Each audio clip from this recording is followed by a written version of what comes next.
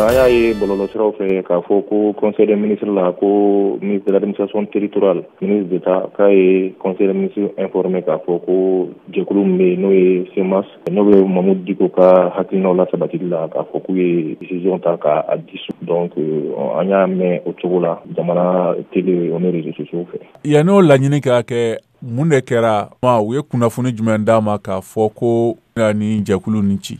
Nin baara in a ma bara na sabula ka da kan depuis tuma jan an y'a ye k'a fɔ jamana ɲɛmɔgɔ minnu b'an kunna sisan kelen bɛ ka dankari mun ye liberté d'expression ani liberté d'association na. An y'a ye fana kalo tɛmɛnenw la association dɔ bɛ yen nɔ ni tɛna tɔgɔ fɔ o association tun ye dakiri sɛbɛn ka ci ministre de l'administration territoriale ma k'a ɲini a fɛ k'a fɔ ko ka CEMAS min bɛ yen ko ka CEMAS alors que association yɛrɛ tɛ association yamaruya foyi t'a bolo mun b'a to a kan ka se ka baara kɛ Mali kɔnɔ association tɔgɔ la. Donc depuis an y'olu ye an y'a dɔn k'a fɔ ko taalen ɲɛfɛ an bɛ ka kɛlɛ mun kɛ an bɛ wulikajɔ min na jamana ye o ni jamana kɔnɔdenw ye an y'a dɔn k'a fɔ ko nin baara ninnu mun bɛ sɔn ka boloda ka ɲɛsin an ma. Yɔrɔ min na sisan n'u ye sɛbɛn hakika d'an ma k'a fɔ ko jɛkulu ninnu cira aw yɛrɛ fanfɛla la aw bɛ taabolo jumɛn de laɲini famaw fɛ ni ko famaw k'an bɛ kiiritigɛsow ma yaasa jɛkulu ni a bɛ se ka segin a nɔ la cogo min na? Effectivement i y'a fɔ cogo min na ni an ye sɛgɛn lakika sɔrɔ an tigɛ la mais yanni ka kɔn o sɛbɛn yɛrɛ ye ni Ala sɔnna a ma an bɛna wulikajɔ sabati recours fɛn fɛn bɛ yen sira fɛ bɛ yen n'a bɛ to an bɛ se ka wulikajɔ kɛ ka taa justice sira fɛ taa administration sira fɛ pour que décision min taara se ka a bɔ a dɔgɔkɔrɔ parce que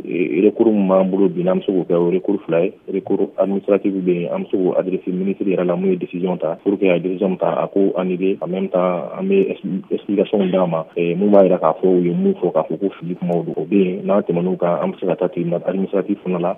ka requête don pour que décision min taara k'a bɔ a dɔgɔkɔrɔ k'a annuler pour que CEMAS kana se ka donc o baara ninnu an b'o baara ninnu kɛ teliya la sabula ka d'a kan anw bolo u ye motif mun fɔ ko mun b'a to association bɛ se ka bɔ yen Mali kɔnɔna la o ye condition ba 5 ye o jɔ senba 5 ye o jɔ senba 5 CEMAS ma baara foyi kɛ mun bɛ taa o jɔ senba 5 contre la donc o b'a jira k'a fɔ ko an bɛ ka baara min kɛ an bɛ ka kɛ sariya kɔnɔna la et que olu ye hakilina min ta olu ye décision min ta a ma ta sariya kɔnɔna la. Imam Diko tun y'a laɲini ka laselilikɛ fana k'a labɛnnen don ka segin jamana kɔnɔ nka e ko ni waleya min kɛra nin ye famaw bolo o bɛna yɛlɛma don a ka naliko la wa? Effectivement a bɛna yɛlɛma don imam ka naliko la sabula ka d'a kan i y'a ye cogo min na u ka communiqué la u ye imam tɔgɔ fɔ mais a ka kan an ka yɔrɔ dɔ la tilen ka mɔgɔw la faamuya o yɔrɔ la imam ye CEMAS parrain imam tɛ CEMAS bureau national la imam tɛ CEMAS membre ye mais CEMAS bɛ yen ka imam hakilinaw ka se ka wulikajɔ sabati n'o hakilina ɲumanw ye hakilina ɲuman min b'a la ka ɲɛsin Mali ma ka baara kɛ o hukumu kɔnɔna la ça c'est important an bolo nafa b'o yɔrɔ la k'o fɔ mɔgɔw k'o faamuya.